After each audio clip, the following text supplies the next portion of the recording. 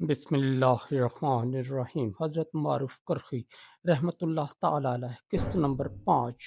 حضرت معروف کرخی، اللہ پر کامل توکل اور دنیا سے بے نیازی۔ حضرت معروف کرخی کا نام آتے ہی دل میں زہد، توکل اور اللہ پر کامل بھروسے کی ایک عجیب کیفیت پیدا ہو جاتی ہے۔ آپ ان عظیم اولیاء اللہ میں سے تھے جنہوں نے صرف باتوں سے نہیں بلکہ اپنی پوری زندگی سے توکل کا عملی نمونہ پیش کیا۔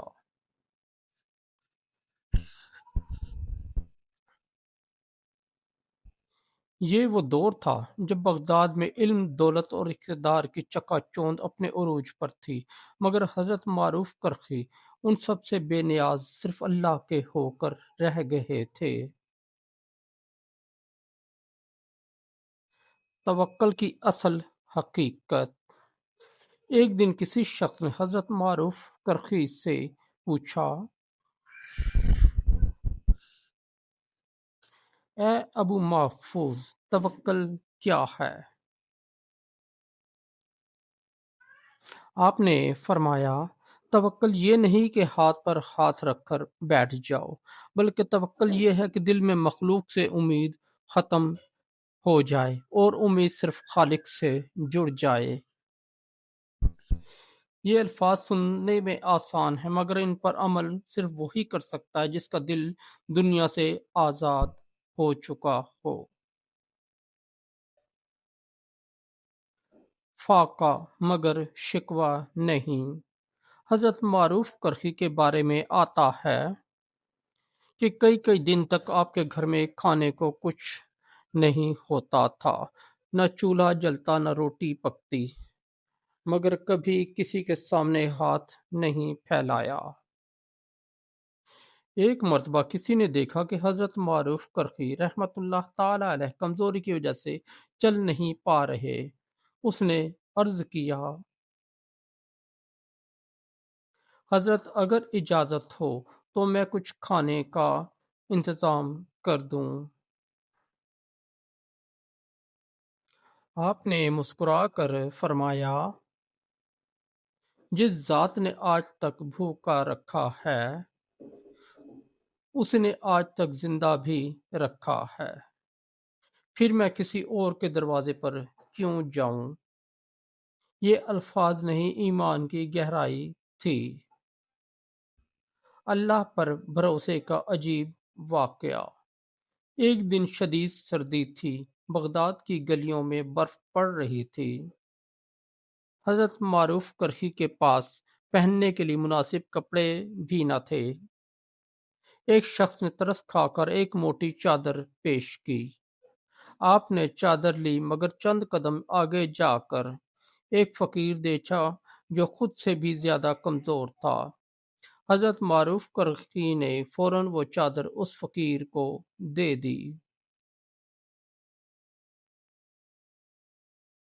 لوگ حیران رہ گئے، حضرت آپ خود سردی میں ہیں، یہ چادر تو آپ کو زیادہ ضرورت تھی۔ حضرت معروف کرخی نے فرمایا، جسے اللہ کی رحمت پر یقین ہو اسے سردی سے نہیں ڈر لگتا۔ دنیا کی عزت یا آخرت کی نجات۔ ایک مرتبہ بغداد کے ایک امیر شخص نے حضرت معروف کرخی کو اپنے گھر دعوت دی۔ شان و شوکت، قیمتی قالین، بہترین کھانے سب موجود تھے۔ امیر نے کہا، حضرت آپ ہمارے ساتھ رہیں تو ہم آپ کی خدمت کریں گے۔ حضرت معروف کرخی نے چاروں طرف دیکھا، پھر آہستہ سے فرمایا،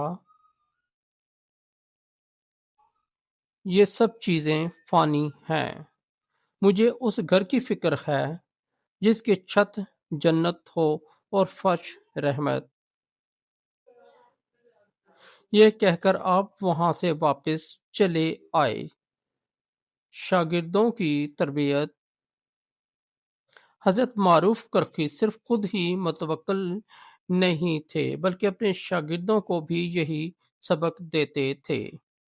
امام احمد بن حنبل رحمۃ اللہ تعالی علیہ جیسے عظیم محدث بھی آپ کے ادب میں بیٹھتے تھے۔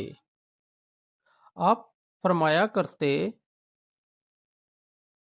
علم بغیر عمل وبال ہے اور عمل بغیر توکل ریا ہے اور توکل بغیر اخلاص دھوکہ ہے۔ یہی وجہ تھی کہ آپ کے پاس بیٹھنے والے صرف عالم نہیں بنتے تھے، اللہ والے بن جاتے تھے۔ آج کے دور کے لیے پیغام۔ حضرت معروف کرخی رحمۃ اللہ تعالی علیہ کی زندگی آج کے انسان کے لیے ایک خاموش مگر طاقتور پیغام ہے۔ رزق کا مالک اللہ ہے، نوکری نہیں۔ عزت کا مالک اللہ ہے، لوگ نہیں۔ مدد کا مالک اللہ ہے، وسائل نہیں۔ ہم آج معمولی سی پریشانی پر گھبرا جاتے ہیں، جبکہ حضرت معروف کرخی رحمۃ اللہ تعالی علیہ فاقہ سردی اور تنہائی میں بھی اللہ پر مسکرا کر بھروسہ کرتے تھے۔ قسط کا اختتام۔ حضرت معروف کرخی رحمۃ اللہ تعالی علیہ فرمایا کرتے تھے، جو اللہ پر بھروسہ کر لے اللہ اس کے لیے کافی ہو جاتا ہے۔ یہی توکل تھا جس نے حضرت معروف کرخی کو بغداد کی گلیوں سے اٹھا کر دلوں کا بادشاہ بنا دیا۔